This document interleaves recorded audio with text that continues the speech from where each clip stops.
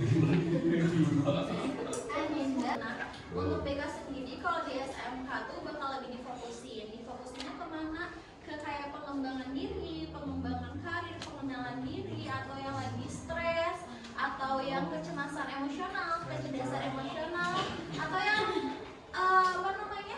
Jadi kayak konseling pribadi, kayak seperti psikolog tapi lebih ke ranah pendidikan buat BK tuh. Jadi kalau misalnya kalian pusing gitu ya, sedih gitu diputusin HTS gitu ya, boleh. Mau bimbingan pribadi juga boleh. Jadi kalau klasikal tuh kelas kayak gini. Terus kalau misalnya kelompok nanti dibagi kelompok-kelompok, dan kalau misalnya bimbingan pribadi, kalau misalnya ada yang butuh curhat atau apapun. Dan untuk BK sendiri tuh selalu terapin ruang aman. Jadi yang tahu hanya kita berdua. Gitu ya. Pertanyaan pertama, bagaimana perasaannya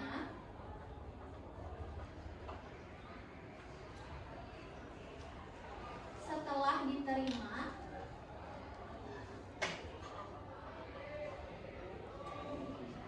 dan memulai sekolah di SMK 3 Cimahi?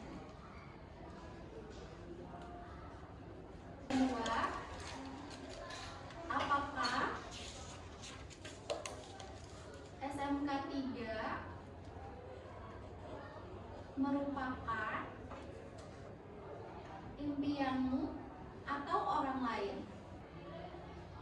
Ceritakan yang sebenarnya. 3. Apa yang disyukuri 1 minggu terakhir? 4. Apa yang menjadi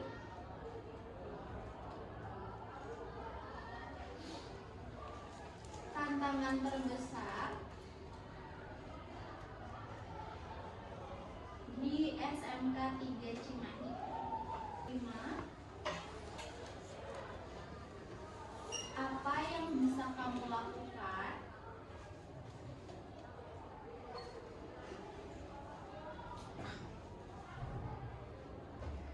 untuk mengupgrade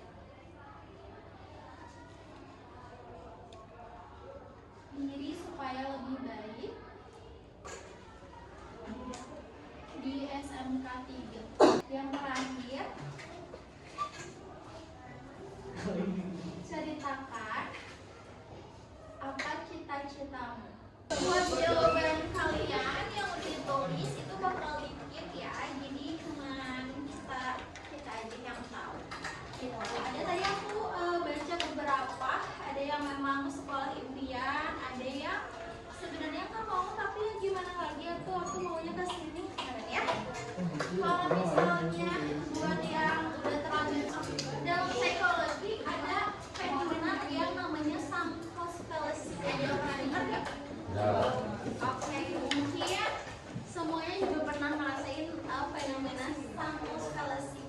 Sunk cost fallacy itu adalah suatu tindakan ketika kita tuh terus menjalankan sesuatu yang seharusnya udah berhenti atau bukan keinginan kita sendiri, kayak gitu. Misal dalam cintaan nih ya, misalnya kalian terjebak dalam hubungan yang toksik, tapi misalnya kayak cowoknya kasar dan lain hal, tapi kalian tuh gak berani untuk mutusin atau ngakhirin itu semua karena mungkin udah terlanjur sayang, udah terlanjur kenal sama orang tua.